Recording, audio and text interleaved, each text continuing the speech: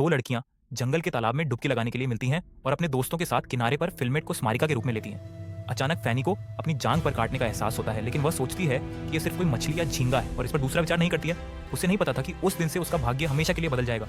जब फैनी अपने सामान के साथ घर लौटी तो उसने अपने शरीर के बारे में कुछ अजीब महसूस किया। उसके शरीर पर बहुत सारे लाल धब्बे थे, लेकिन इससे भी अधिक विचित्र रूप से उसकी सुनने की शक्ति असामान्य रूप से संवेदनशील हो गई थी और वह अगले दरवाजे पर फर्श को साफ करने की हल्की आवाज भी स्पष्ट रूप से सुन सकती थी।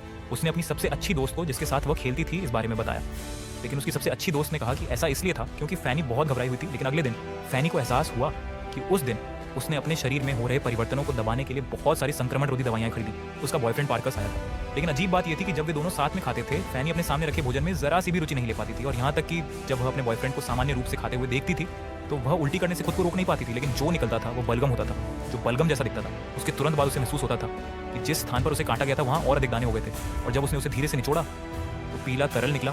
उसने जल्दी से उसे कीटाणुनाशक से साफ किया, लेकिन उसे अभी भी लगा कि यह सिर्फ एक संक्रमित घाव है और वह बाथटब में सो गई। मुझे नहीं पता कि इसमें कितना समय लगा, लेकिन वह वास्तव में सीधे पानी में लेट गई। फिर भी उसे कुछ भी महसूस नहीं हुआ। उसकी गर्लफ्रेंड के फोन ने उसे जगा दिया। फिर फैनी घबराकर बाथटब से उठी। मोती के कणों को उसके दोस्त के सामने देखकर दंग रह गई, लेकिन अगले ही पल उन्होंने वास्तव में उत्साह से मोतियों पर पैर रखना शुरू कर दिया। ऐसा खट्टा एहसास हुआ जैसे किसी फोन की गेंद पर पैर रख दिया।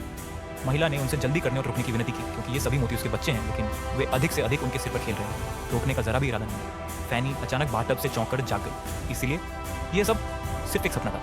लेकिन जल्द ही उसे एहसास हुआ कि उसका घर कीचड़ से ढका हुआ था। किसी समय वह सावधानी से अपने बेडरूम में गई और देखा कि रजाई के नीचे कुछ छिपा हुआ लग रहा था। उसने हिंसक तरीके से उसे उठाया, ये देखने के लिए कि वास्तव में